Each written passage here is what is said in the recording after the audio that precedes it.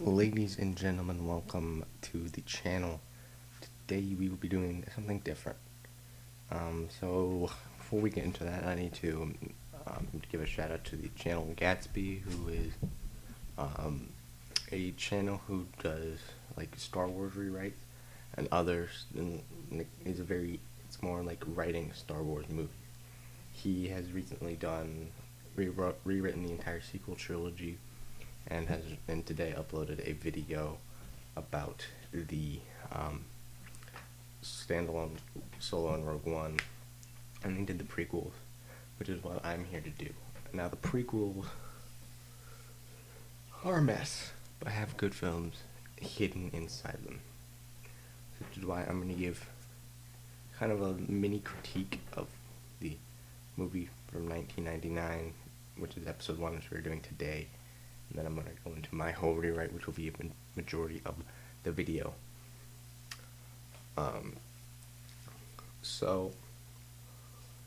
But first of all, I'm going to go into my ideas for this film. So going into the prequel trilogy, everyone wants to see how Darth Vader is born, right? And no one wants to see Anakin as a little kid or falling in love. We can establish these things through episode 1, which is why the end of this film, we'll be seeing the transformation of Darth Vader. So these films will be a lot more closer together, and it will be a lot more streamlined and will not affect the original trilogy at all. So episode 1 will be is essentially episode 3 now. Episode 2 will be more like a Vader becoming Vader, also the birth of the rebellion. Episode 3 will essentially be the last act, will lead perfectly into Rogue One. We'll also be introducing people like Krennic in this film. So, let's go into my critique of episode 1. Episode 1 is the most pointless Star Wars story. It is very, very pointless, and most of the stuff introduced in this film has no implications on the story, unless it's all cheekily put in there. No one really wants to see that, and that is my critique of it. It doesn't do anything for the story. So anyway, let's get into my rewrite, starting with the intro crawl.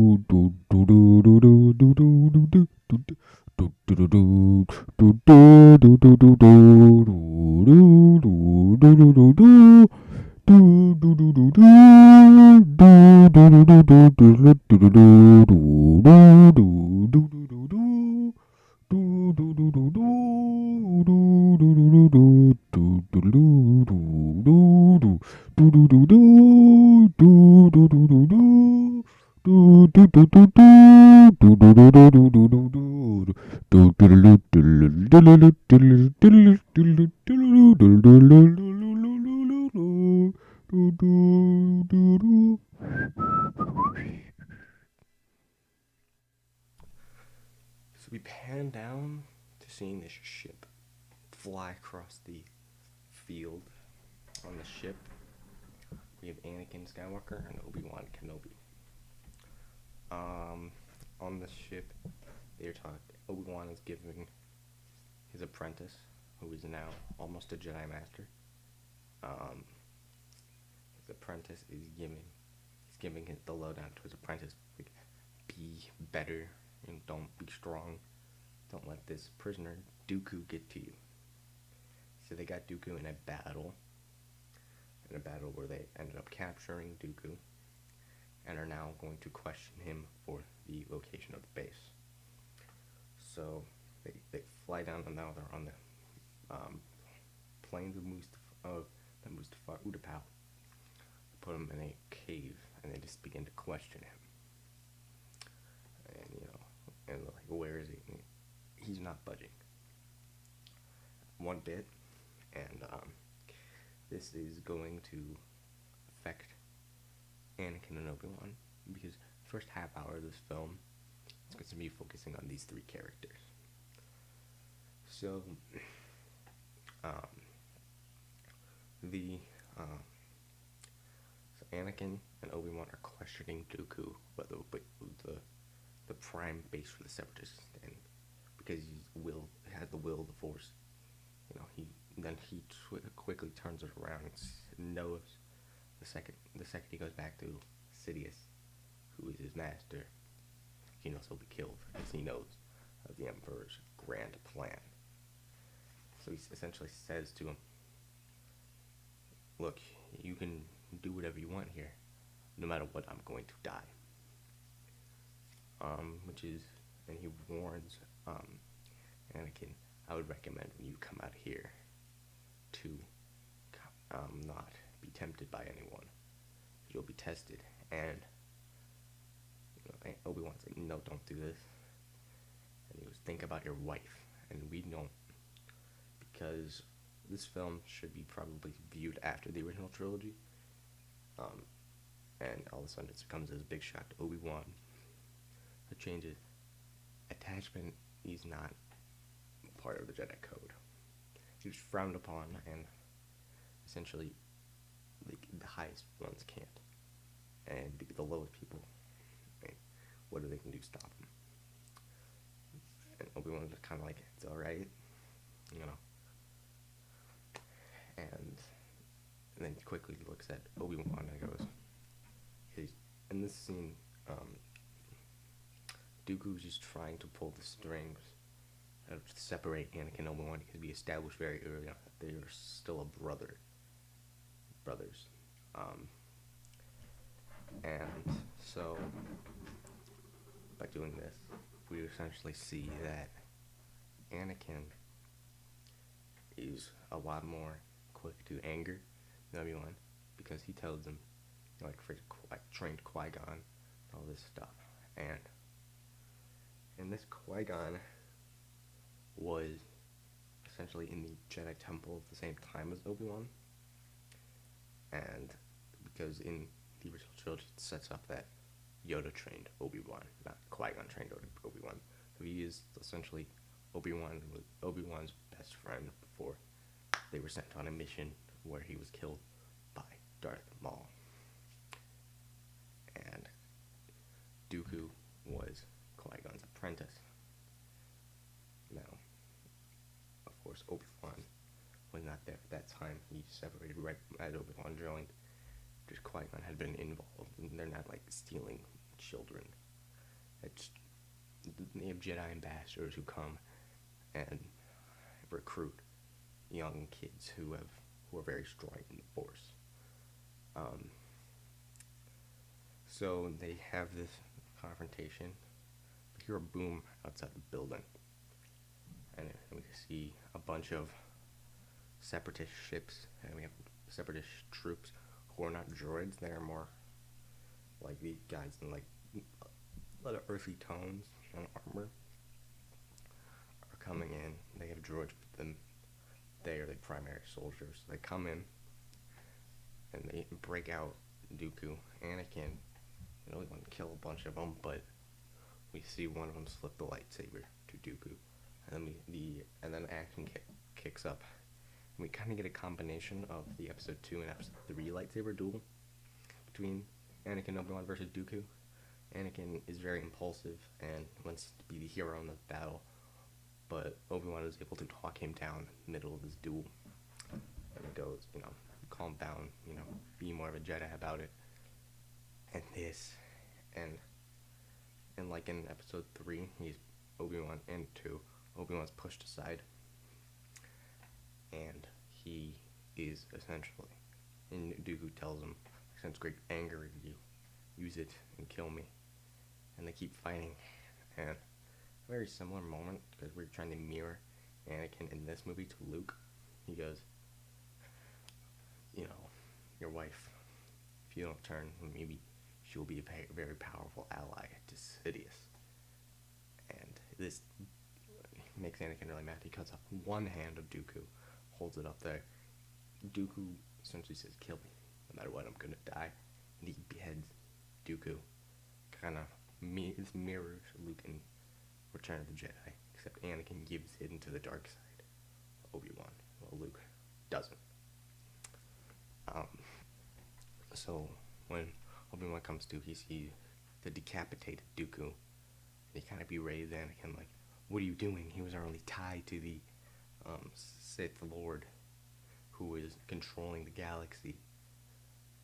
So on the ship, they said, so they're going to meet Yoda at a rendezvous point. On, what's the planet? I don't know. They're going to meet him at a rendezvous point at the Jedi outpost on, I don't know. You pick a planet, I don't care. So they meet Yoda at the rendezvous point. And it's essentially like when you have a teacher at school and then you have two kids in a fight and they call one kid at a time in there. This is what essentially is going to happen with Yoda and Obi-Wan. Yoda brings Obi-Wan in first. And he kind of yells, scorns Obi-Wan like he's a Padawan learner. You let your emotions get the better of you. Your apprentice, he kind of tells him, like, what you did is now negatively going to affect the Jedi. And then he calls him Anakin. And Yoda barely focuses on the fact that he killed Dooku. He says, that sucks, but we need to talk about this attachment issue. He mentioned it was been a dream of yours to become a Jedi Master. And yet you've been a Jedi Master with Ahsoka. Yes, Ahsoka is in this movie. Because of these changes I'm going to make, it'll essentially retcon the entire Clone Wars out. So I'm going to bring in some characters into this story. People like Ahsoka and Captain Rex will be in these rewrites. So Anakin and Yoda are talking about the attachment, and he says, it's natural for everyone to have attachment issues, fall in love. It's a human thing. Yoda says, I can't get mad at you for this. And then we wipe to Coruscant, where we see Chancellor Palpatine, as he's walking with Mace Windu. He's talking about, Windu gives him the update that Dooku is dead, and that now don't have the location of the Separatist base, and they essentially lost the most powerful Separatist general because of some impulsive kid. But Palpatine was like, what Anakin did was like a heroic thing. He killed the man who has caused so much pain in this, avenging the deaths of so many innocent people who died during this war. And Windu kind of looks at him like, no, that's not how it is. And Palpatine is kind of looks at Windu and is like, this guy kind of has to go. And then we wipe to the ship landing, where Anakin, Obi-Wan, and Yoda walk out. A very similar scene with Windu meeting everyone and goes,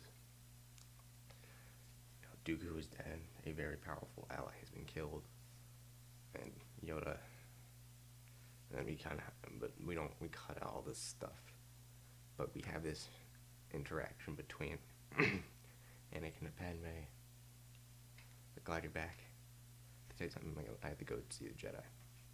So we wipe to the Jedi Temple, where Anakin and Obi-Wan stand in the middle of the chamber, essentially being berated by all the masters as Anakin. He was revealed of the his marriage to Padme and the murder of this. The Jedi vote to remove Anakin from the Jedi Order, which angers him so much. Obi-Wan tries to step in and go, everyone has felt that at some point. We all make mistakes. And they just kind of look at Obi-Wan and like, yeah, but we don't kill. We were supposed to question him and find out the base. Yes, Anakin may have killed the most powerful man in the Separatist army, but a Sith Lord still reigns supreme over the galaxy. And so we wipe to Anakin was more in like street clothes. He kind of tried to, get away from his Jedi attire. And him and Palpatine are talking about how unfair it is. And we meet Ahsoka, who kind of is like, Master, what happened? And he said, Obi-Wan's going to train, he's going to pick up the rest of your training. I've been removed from the Jedi Order. And that, the only Ahsoka scene in this movie, she will show up more in episode 2 and definitely a lot in 3. But, so, now we are going to just talk about Anakin and Palpatine's relationship. The Anakin and Palpatine relationship from this now will just be Anakin. He's now just angry, and Palpatine is just manipulating him so much, while Obi-Wan is by himself out there looking for the Separatist base, which is on Mustafar.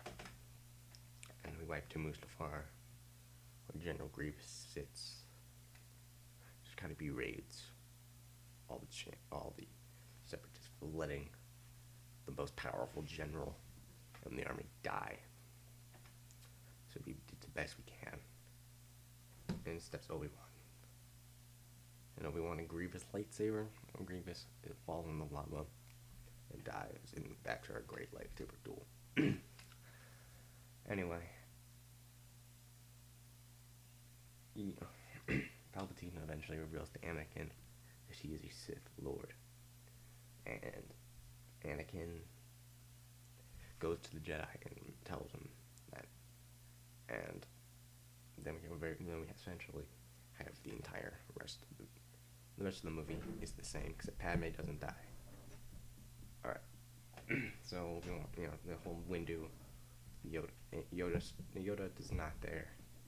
He's on another mission, not with the Wookiees. He's just MIA at this point. And, so, Yoda is gone. Obi-Wan is on Mustafar. He's now traveling back. So, and Anakin falls to the dark side. Darth Vader. Now he goes to visit Padme, where he gives her the Skywalker lightsaber. Because you'll need this more than me. And we're going to talk about that he reveals his lightsaber. He reveals it red, and Padme just looks at him, gets in a ship, and flies away. And that's it for a little bit. You see Anakin going and killing a Jedi across the galaxy. It's more of his top secret mission where they're just trying to kill them without the people knowing. And also one other thing, that he's not disfigured. His disfigurement will come in episode 2 in a very more interesting scene. And anyway, Anakin essentially, he's like a Jedi assassin, which is awesome. He kills all the Jedi. And then goes to the Separatist leader and essentially disbands the Separatists. Palpatine goes into the Grand Temple. It is the treaty we'll be signing to end the war. Well, you see the joining of the Republic and the Separatists to form the first galactic empire. And Obi-Wan goes to seek out Padme. Well, Padme gives him a lightsaber. Says, Anakin gave this to me. He's a Sith. And Obi-Wan feels him on Mustafar. He goes to Mustafar. And they have the exact same lightsaber duel. The exact same thing happens, except he loses both hands. He becomes Darth Vader. The twins are not born. All that is revealed is that Padme is pregnant. Vader, the final shot of this film, is Vader staring off into the sunset. Just staring off to see Death Stars. That's the Force theme.